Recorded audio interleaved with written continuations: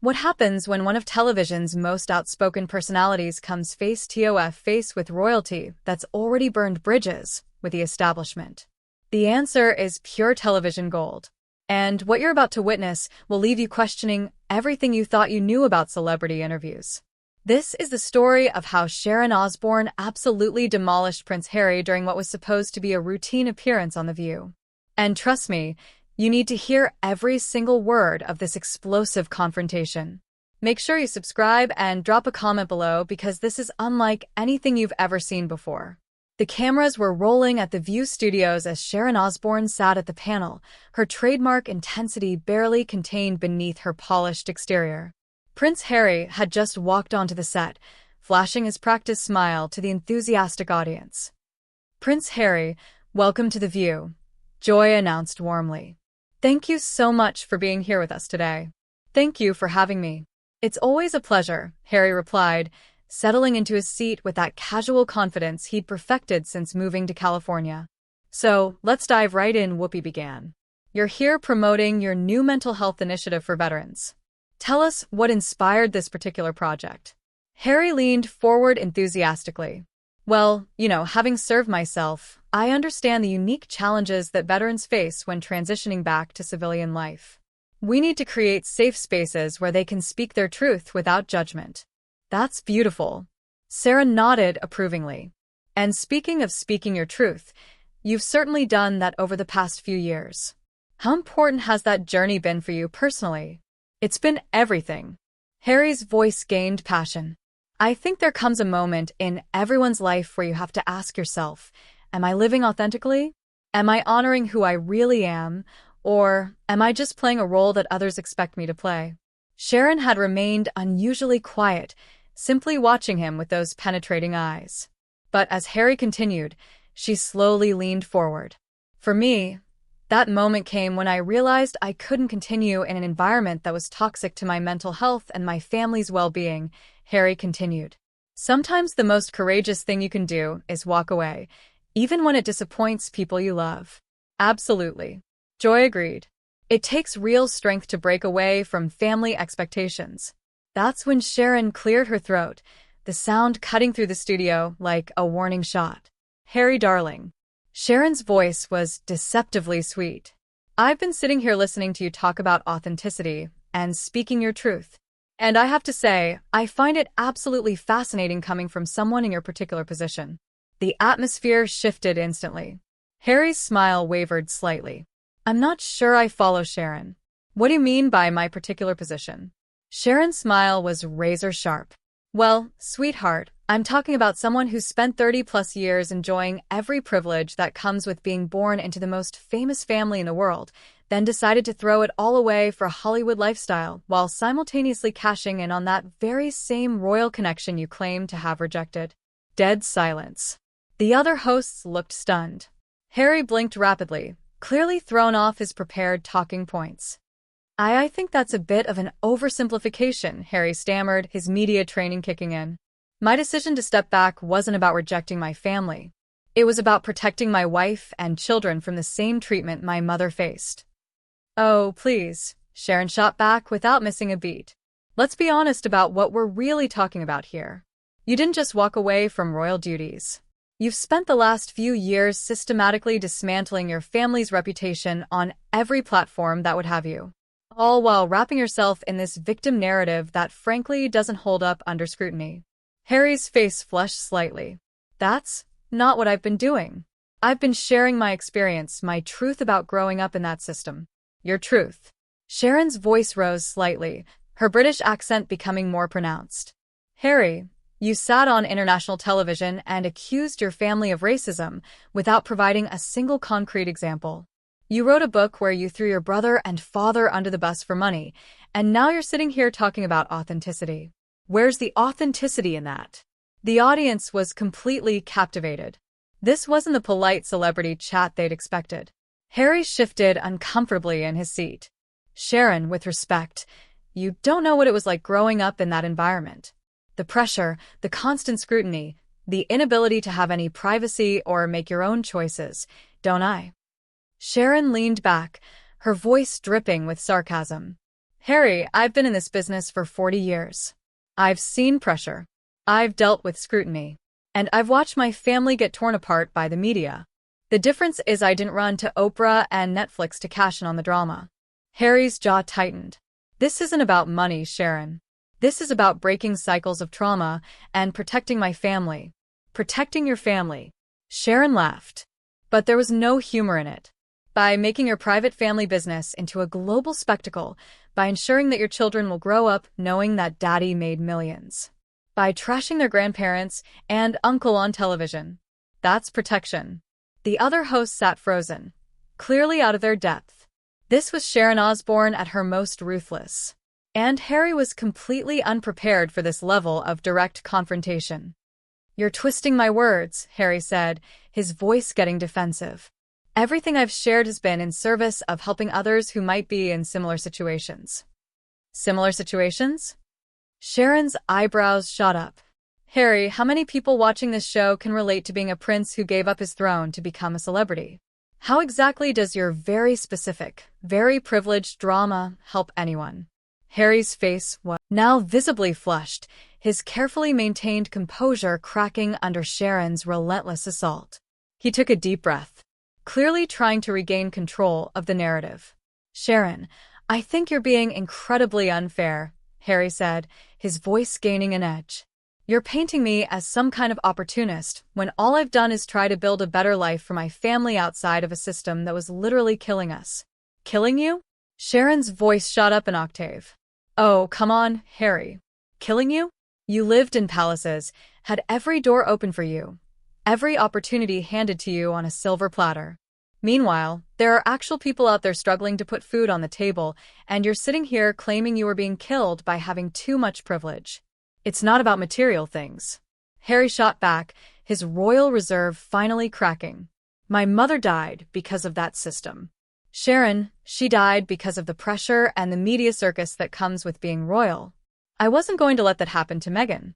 Sharon's expression didn't soften one bit. "Your mother died in a car accident, Harry. A tragic, horrible accident, but let's not rewrite history to suit your narrative. Diana chose to engage with the media when it served her purposes, just like you're doing now." The other hosts looked like they wanted to intervene, but couldn't find an opening in the rapid-fire exchange. Joy finally tried to jump in. "Maybe we should take a step back." And no, Sharon cut her off without even looking in her direction. "I'm not done. Harry, you want to talk about your mother? Let's talk about her. Diana would be absolutely horrified to see what you've done to the family she loved. She made mistakes. Yes. But she never abandoned her duties the way you have." Harry's eyes flashed with anger. "Don't you dare tell me what my mother would think. You didn't know her, Sharon." "I did. She would absolutely support me protecting my wife and children from the same institution that failed to protect her." "Would she?" Sharon leaned forward aggressively. "Because from where I'm sitting, it looks like you've turned your back on everything she stood for. Diana fought to modernize the monarchy from within. She used her position to help people, to bring attention to causes that mattered. You just ran away and started pointing fingers." "I didn't run away." Harry's voice was rising now, his accent becoming more pronounced with emotion. "I made a strategic decision to step back from an institution that refused to protect my family from racist attacks and media harassment." There it is. Sharon pounced like a predator who'd been waiting for the perfect moment. The racism card again. "Harry, you keep throwing that word around, but you've never provided one concrete example of racism from your family. Not one specific incident, not one person, not one quote, just vague allegations designed to make people feel sorry for you." Harry shifted uncomfortably. "Sharon, you don't understand the subtleties of how these things work. It's not always explicit. It's about the unconscious bias, the different standards, the way concerns about my son's skin color were discussed." "Concerns?" Sharon's voice was incredulous. "Harry, grandparents wonder about what their grandchildren will look like all the time. That's not racism. That's human curiosity. But you and your wife turned perfectly normal family conversations into international incidents." "Normal?" Harry stood up slightly in his chair. "Sharon, there's nothing normal about questioning whether a baby will be too dark to be accepted into the family. But is that what actually happened? Sharon pressed relentlessly. Or is that your interpretation of what happened? Because those are two very different things, and you've built an entire victim narrative on interpretations and feelings rather than facts. Whoopi finally managed to get a word in. I think we need to be careful about dismissing people's experiences of racism. I'm not dismissing anything. Sharon turned to face Whoopi. I'm asking for specifics. I'm asking for evidence because accusations of racism are serious, and when you make them on global television, you better be able to back them up with more than hurt feelings and convenient interpretations. Harry was clearly struggling now, his media training wearing with his genuine anger. Sharon, I don't need to prove my family's racism to you, or anyone else. I lived it. I experienced it. And I made the decision that was best for my family. No, Harry, you don't get to have it both ways. Sharon's voice was like steel now. You can't make public accusations and then hide behind my truth when people ask for details. Either your family are racists, in which case you should provide evidence, or they're not, in which case you owe them a massive apology. My family knows what they did, Harry said through gritted teeth. Do they? Sharon shot back. Because your father continued to support you financially long after you left. Your grandmother welcomed Meghan with open arms. Your brother tried to maintain a relationship despite everything you've said about him. If they're such terrible racists, why did they keep trying? Harry looked genuinely shaken now. It's complicated, Sharon. These relationships are complex. Complicated? Sharon laughed bitterly. Harry, the only thing that's complicated is how you've managed to convince yourself that you're the victim in all of this. You had everything. You threw it away, and now you're making millions by playing the martyr. I'm not playing anything. Harry's voice cracked slightly. I'm trying to break generational trauma and create a better world for my children by traumatizing them yourself. Sharon's question hit like a physical blow. Harry, your children are going to grow up knowing that their father chose money and fame over family loyalty. They're going to see the interviews, read the books, watch the documentaries where daddy destroys their grandparents' reputations for profit. How is that breaking trauma? The studio was dead silent.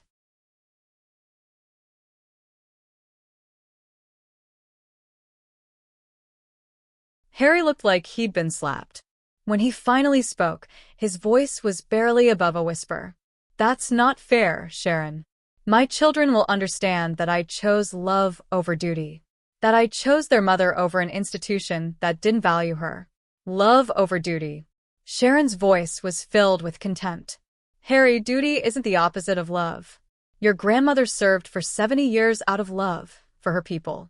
Your father has dedicated his entire life to service out of love for his country. You didn't choose love over duty.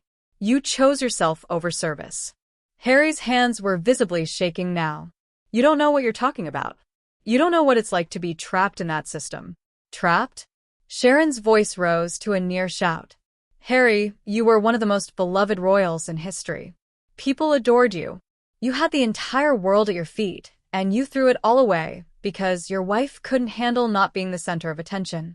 Don't you dare bring Meghan into this. Harry's voice was dangerous now. Why not?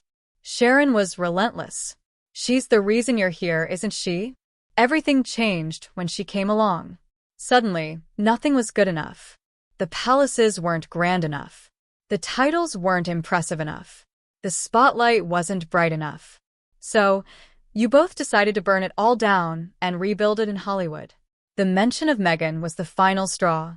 Harry's face went from flushed to pale in an instant. His jaw clenched so tight you could see the muscles working. When he spoke, his voice was low and threatening. Sharon, you can attack me all you want, but I will not sit here and let you disrespect my wife. Disrespect? Sharon threw her head back and laughed. Harry, I'm stating facts. Your wife came into the most privileged family in the world, and within 2 years convinced you to blow it all up because she couldn't handle not being the star of every show. That's enough.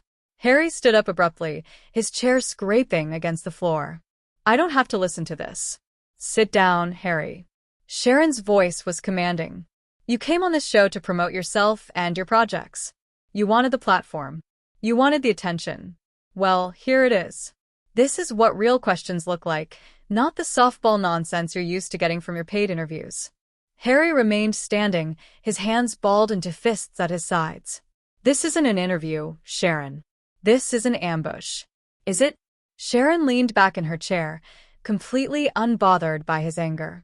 Or is this just the first time someone has had the guts to call you out on your hypocrisy? Tell me, Harry, how much did Netflix pay you to trash your family? How much did you get for the book deal where you revealed private conversations with your dying grandfather? Those conversations were already public. Harry shot back, but his voice lacked conviction. Were they? Sharon's eyebrows shot up.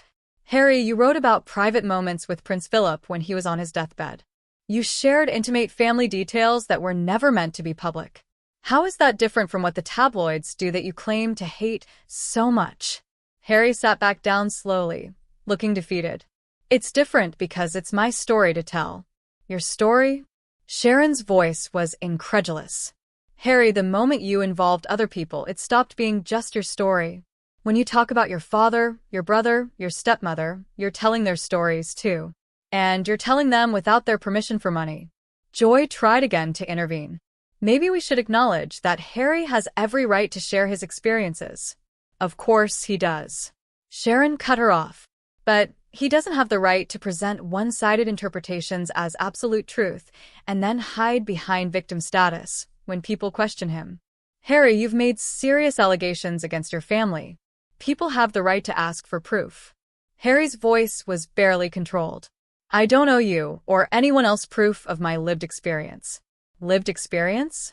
Sharon repeated mockingly. That's a convenient phrase, isn't it? You can say whatever you want. Hurt whoever you want. Destroy whatever relationships you want. And then when people ask questions, you just say it's your lived experience. And somehow that makes it unquestionable. My experience is unquestionable because I lived it, Harry said through gritted teeth. No, Harry, your interpretation of your experience is very much questionable, Sharon fired back. And your decision to monetize that interpretation at your family's expense is absolutely questionable. You want to know what I think? I think you and your wife saw an opportunity to become bigger celebrities than you ever could have been as working royals, and you took it. Harry's composure finally snapped completely. You know what, Sharon? You're just a bitter old woman who can't stand to see people break free from systems that don't serve them. You've spent your whole life playing by other people's rules, and you can't handle watching someone choose their own path. The studio gasped. Sharon's eyes flashed dangerously, but her voice remained eerily calm. Bitter old woman, Sharon repeated slowly. Harry, I built my career from nothing. I fought for everything I have. I didn't inherit my platform. I didn't marry into relevance, and I certainly didn't get famous by betraying the people who loved me. You want to talk about playing by rules? You played by royal rules when it suited you, and then you threw those same rules out the window the moment they became inconvenient. At least I had the courage to leave. Harry shot back. At least I chose love over duty, authenticity over performance. Courage? Sharon's voice was filled with contempt. Harry, there's nothing courageous about running away when things get difficult. Courage would have been staying and fighting to change things from the inside like your mother tried to do. Courage would have been supporting your family through difficult times instead of abandoning them when they needed you most. My family abandoned me. Harry's voice cracked with emotion. They hung me out to dry when the media went after my wife. They did nothing to protect us. Protect you from what? Sharon leaned forward aggressively from the same media attention that every royal has dealt with for decades. Harry, your grandmother dealt with far worse press than you ever did. And she never complained, never ran away, never sold out her family for sympathy. My grandmother is from a different generation, Harry said weakly. Yes, she is, Sharon agreed. She's from a generation that understood duty, sacrifice, and putting service before self. You're from a generation that thinks the world owes you something because you exist. Harry stood up again, this time clearly preparing to leave. I'm done with this conversation. Of course you are, Sharon called after him. Because this is what you do, isn't it, Harry? When people ask real questions, when they challenge your narrative, you run away. Just like you ran away from your responsibilities, just like you'll run away from this interview. Harry stopped at the edge of the set and turned back, his face a mask of rage and hurt. You know what, Sharon? I feel sorry for you. I really do. You're so trapped in old ways of thinking that you can't even recognize growth and evolution when you see it. Growth. Sharon stood up now, too, her voice carrying across the studio. Harry, growth is learning from your mistakes, not blaming everyone else for them.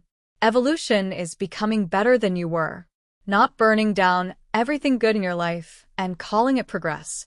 I haven't burned down anything good, Harry said, but his voice lacked conviction. Haven't you? Sharon's final question hung in the air like a death sentence. Harry, you had a family who loved you, a country that adored you, and a role that could have let you help millions of people, and you threw it all away for what? A Netflix deal, a book contract, a chance to play victim on international television? If that's not burning down everything good in your life, I don't know what is. Harry stood there for a moment, looking lost and broken. The studio was completely silent, everyone holding their breath. Finally, without another word, he turned and walked off the set, leaving Sharon standing victorious among the wreckage of what was supposed to be a friendly celebrity interview. Sharon slowly sat back down, smoothed her hair, and looked directly into the camera with that trademark smirk. Well, she said to the stunned audience, I guess that's what happens when you ask real questions instead of playing along with a fairy tale. The camera lingered on her satisfied expression as the credits began to roll, capturing one of the most brutal takedowns in television history. Harry was nowhere to be seen. And there you have it. One of the most explosive celebrity confrontations ever captured on live television. Sharon Osbourne absolutely dismantled Prince Harry piece by piece, leaving him with nowhere to hide from the uncomfortable truths about his choices. What did you think of Sharon's no-holds-barred approach? Did she go too far, or was it about time someone held Harry accountable for his actions? Drop your thoughts in the comments below, and make sure to subscribe for more unfiltered celebrity drama that you won't see anywhere.